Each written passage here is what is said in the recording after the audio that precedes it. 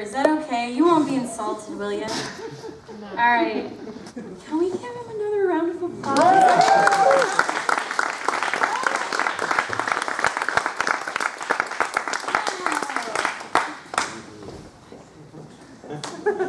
Okay. So I've got some poems.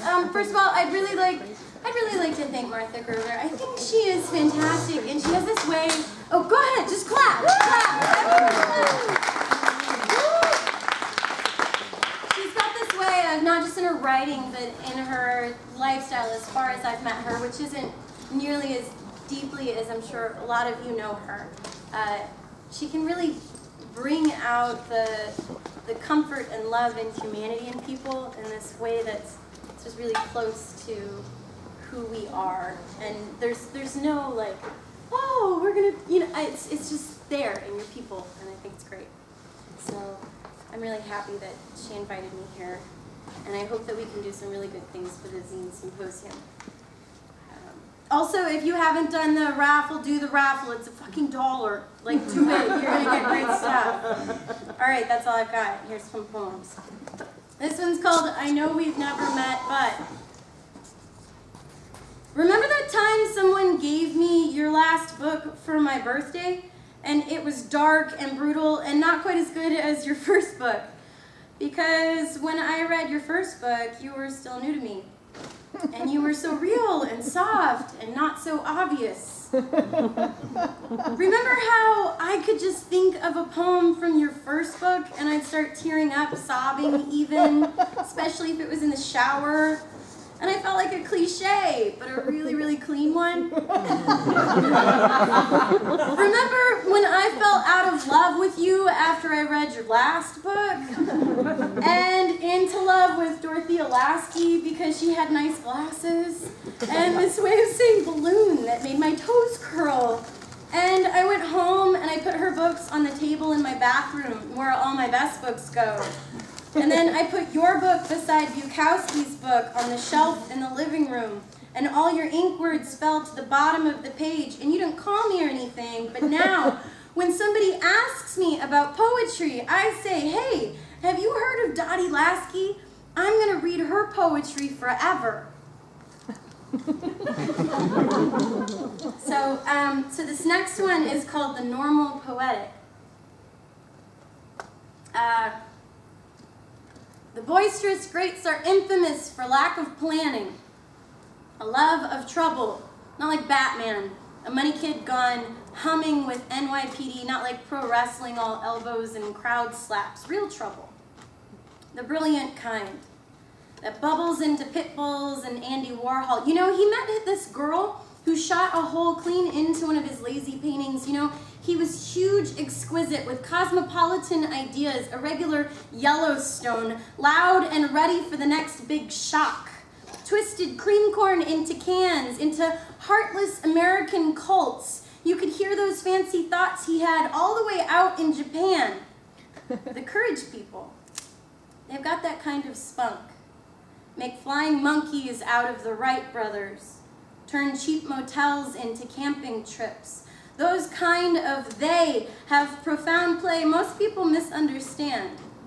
A gang of Beethovens in grass skirts, confused and awesome.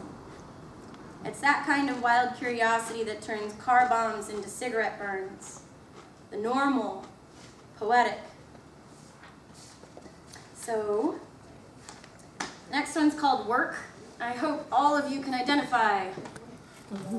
My favorite part is how she was 29 minutes late because she had to write me an email about my needing to be on time.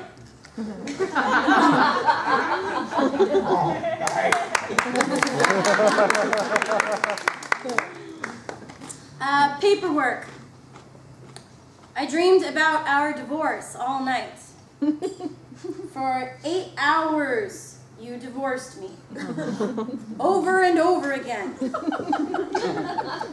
You said I said I loved her. You said I lied.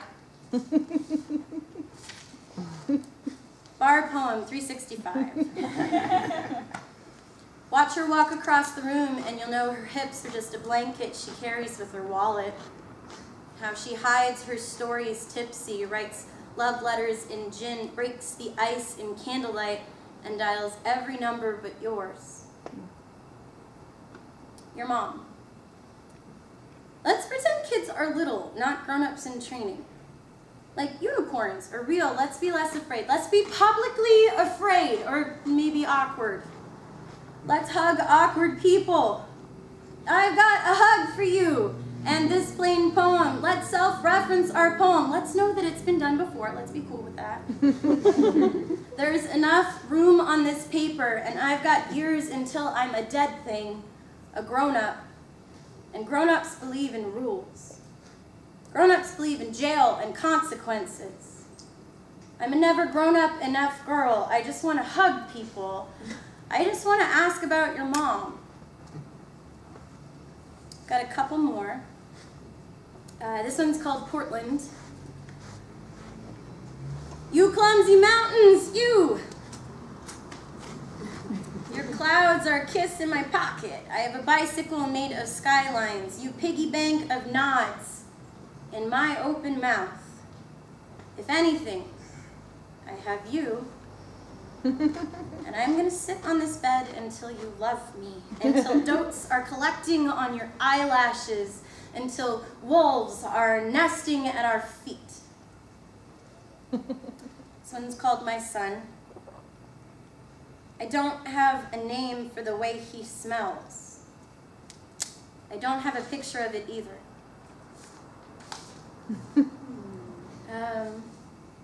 Okay, so I've got two more. This one's, I went on a tour and I ran into Brooklyn and I wrote a poem about it. And it reminded me of the fairy tales Grimm. Like, I don't know why, but just go with it. So it's called The Better to See You With, My Dear. Brooklyn, you bony little goblin. I can hear you clacking my gold into straw. Let down your hairdo for me. I parked my favorite shoes onto all my teeth like a love me billboard and crawled into your coal fur belly. Brooklyn, it is easy to mistake your plains for constellations. Don't make a soup of me, please. I swear, my moon looks the same. So my last one for the night is maybe I should have planned better because it's just, you know, sad, but that's okay. I know, disclaimers fucking suck. Okay, no disclaimers, just deal with it. It's a thing. I'm gonna sound angry and you'll remember it, it's fine. No titles. You ever run into that guy on the corner that's like just spouting a ton of shit and you're like, you could do something with that energy.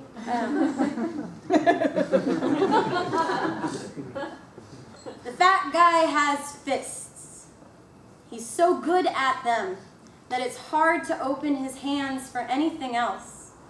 Hot damn. I wish I had a soapbox to set his angry shoulders on.